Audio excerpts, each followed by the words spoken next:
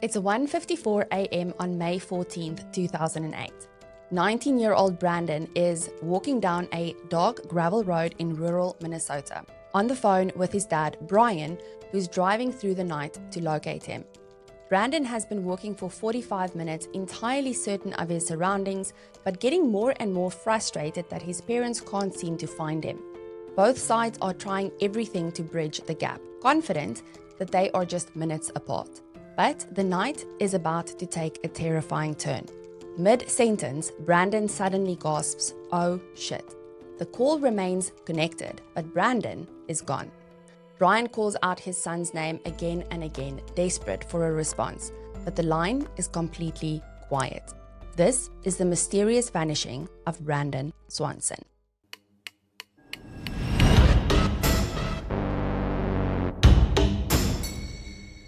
May 13th, 2008 marked the final day of the spring semester at Minnesota West Community and Technical College. Brandon Swanson had just finished his first year in a specialized wind energy technology certificate program. And passionate about science, Brandon was highly focused on his future, with plans to transition into a full 4-year degree program in renewable energy that September. He lived in Marshall with his parents and younger sister, but like many college students on the last night of the academic year, he was out celebrating. Brandon's night began at a party in Lind, a small town just 7 miles or 11.2 kilometers southwest of his family home.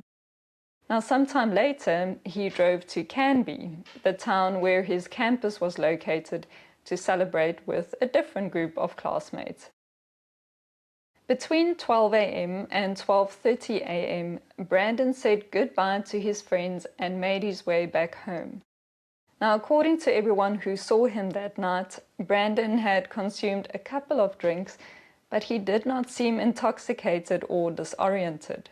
However, wanting to avoid police on the main highway, Brandon decided to cut across the rural back roads. Now, in the pitch black, the gravel roads quickly turned into a maze. Brandon took a wrong turn, and when he tried to turn the vehicle around, he misjudged the edge of the path and slid his Chevy Lumina into a shallow ditch.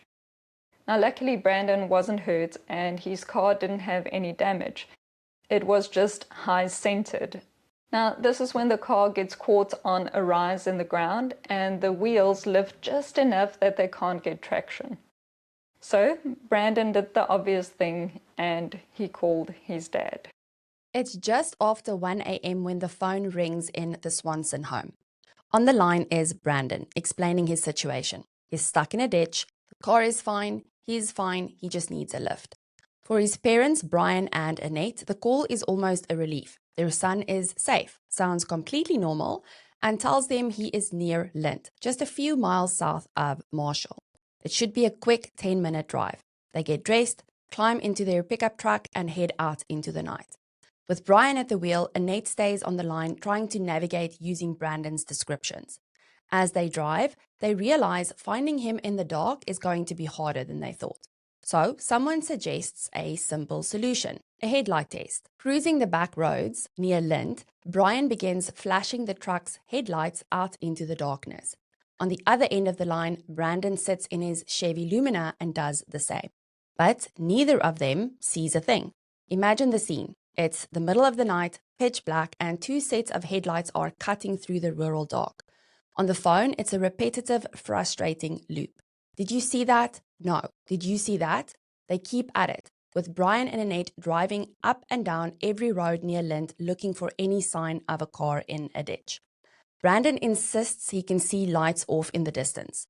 Lights he assumes must be the town of Lind.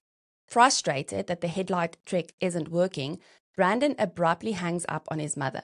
Brian calls his son right back, but by now, Brandon is tired of waiting. He tells his dad he's leaving the car behind to walk towards the bright city lights he can see in the distance. He instructs his father to stop driving in circles and just meet him at the parking lot of the Lindwood Tavern, a popular local bar. Brian agrees, but he insists on keeping Brandon on the line. According to phone records, they would stay connected for the next 47 minutes. As Brandon walks through the total darkness, cutting across gravel roads and open farm fields, he talks to his dad the entire time. His voice remains completely normal, not scared or panicked, just a 19-year-old irritated that a simple mistake has ruined his night. Along the way, Brandon mentions two seemingly minor details. At one point, he notes the sound of running water nearby, likely a stream or river somewhere in the dark. Later, he mentions that he is climbing over a fence line. Now, in farm country, crossing a fence line is nothing unusual. Brian didn't think twice about it. He was just staying on the line, keeping his son company as they closed the distance between them, focusing on the road and expecting his son to pop out in front of him any second now. It's almost 3 a.m.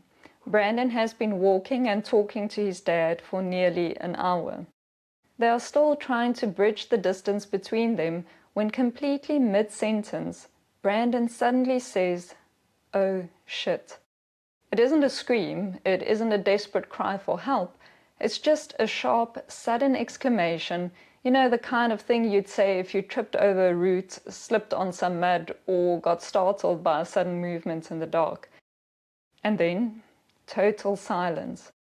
There's no sound of a heavy fall, no splash of water, no struggle, just an abrupt end to Brandon's voice.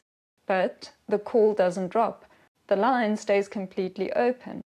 Brian doesn't get a dial tone and he doesn't hear a call-ended beep.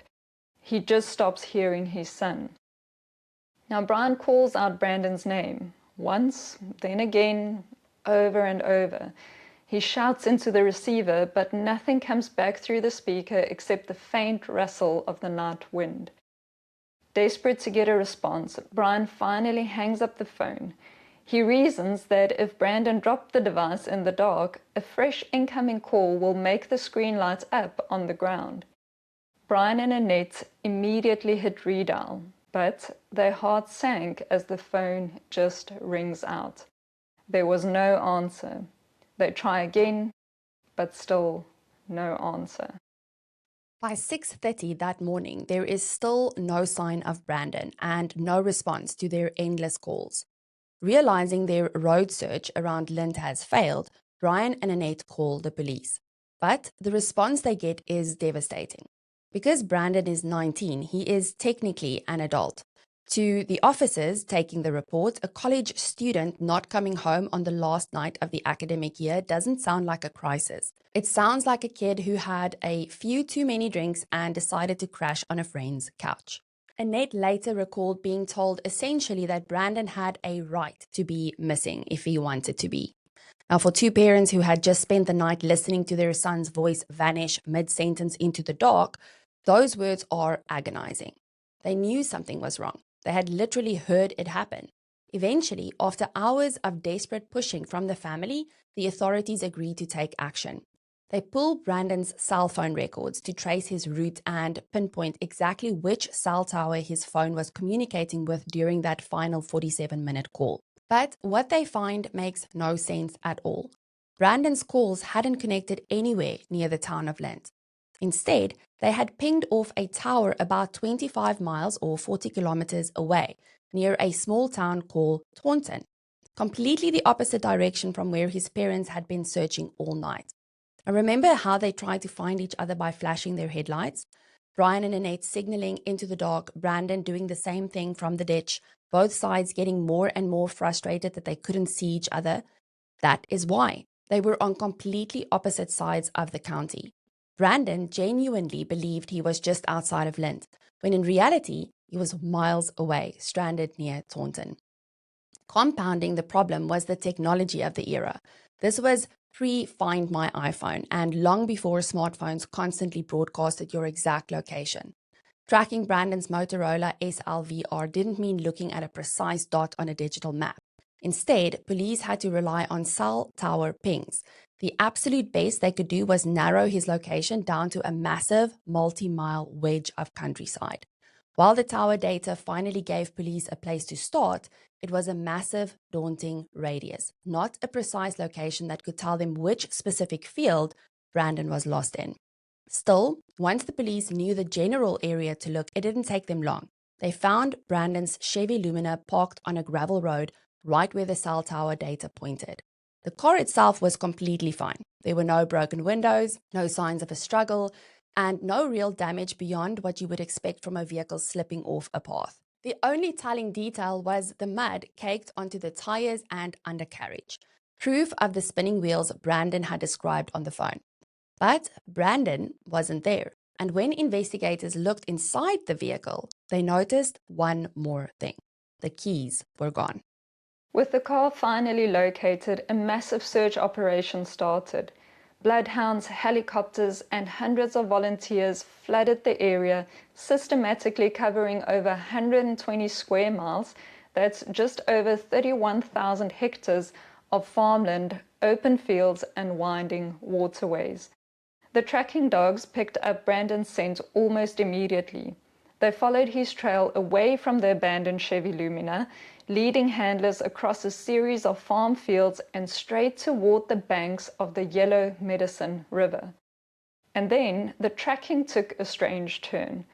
The dogs indicated that Brandon's scent went directly into the river, but instead of the trail ending there, handlers crossed over and the dogs picked the scent right back up on the opposite bank.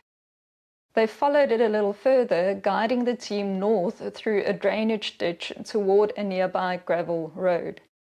And then, right at the edge of the field, it just stopped completely. Search teams spent days trying to make sense of where the trail vanished. They dragged the riverbed with heavy steel hooks, sent in dive teams, and combed every single field on both sides of the water. They checked ditches, culverts, and abandoned structures, anything that might explain why a scent would just evaporate. But they found absolutely nothing. Not a shoe, not a jacket, not even his glasses, which Brandon wore every single day. It is a haunting paradox. A case where investigators know almost exactly where he was, which direction he was walking, and the exact path he took. Yet, at the end of that path, there is a total void. Nearly 2 decades later, that remains entirely true. Over the years, investigators, armchair detectives, and Brandon's own family have battled over a handful of theories. The first and most widely accepted by authorities is the water and hypothermia theory. We know from the canine tracking dogs that Brandon's scent led directly to the banks of the Yellow Medicine River. The water was unusually high, deep, and fast-moving that night. The theory suggests his oh shit moment was Brandon slipping down that steep, muddy embankment and tumbling into the freezing current. Supporters of this theory believe he managed to crawl his way out on the other side, explaining why the dogs picked his scent back up on the opposite bank. But soaking wet and freezing in 40-degree weather, he collapsed from hypothermia in a remote field where his body was eventually lost to nature or perhaps farming equipment. But this theory hits a massive wall: his cell phone. If Brandon fell into a deep river, his phone would have short-circuited instantly, sending his father's immediate callback straight to voicemail. Instead, the phone actually stayed active and rang continuously for 2 full days.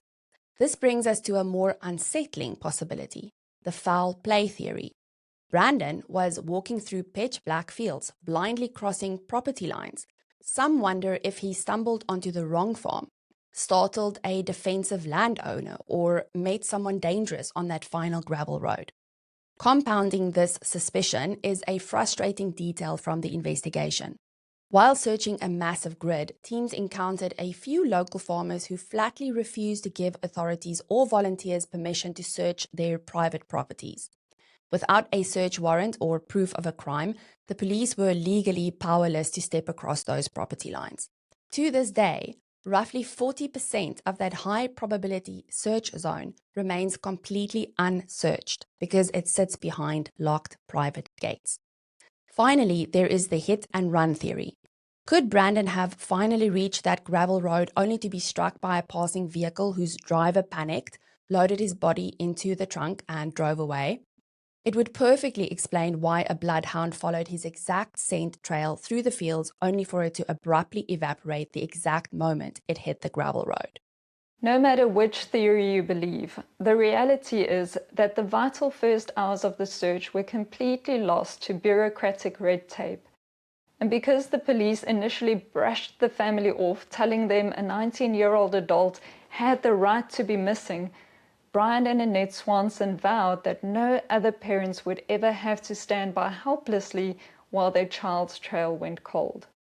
They took their grief and turned it into political action. Alongside state legislators, the Swansons fought tirelessly to overhaul the legal system. On May 7, 2009, almost exactly 1 year after Brandon vanished, the governor of Minnesota signed Brandon's Law.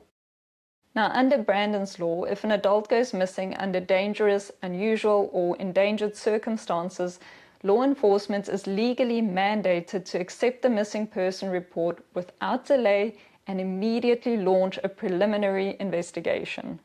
No waiting periods, no dismissive shrugs, and no assumptions that a young adult is just out partying. Now, of course, while it can never bring Brandon home, his parents find solace in knowing that their son's legacy now protects thousands of others. Brandon may have vanished into the dark that night, but the law created in his name ensures that the next time a voice calls out for help, the search begins immediately. With all this pain and frustration, there was at least one positive thing that came from this case and may help other families going forward.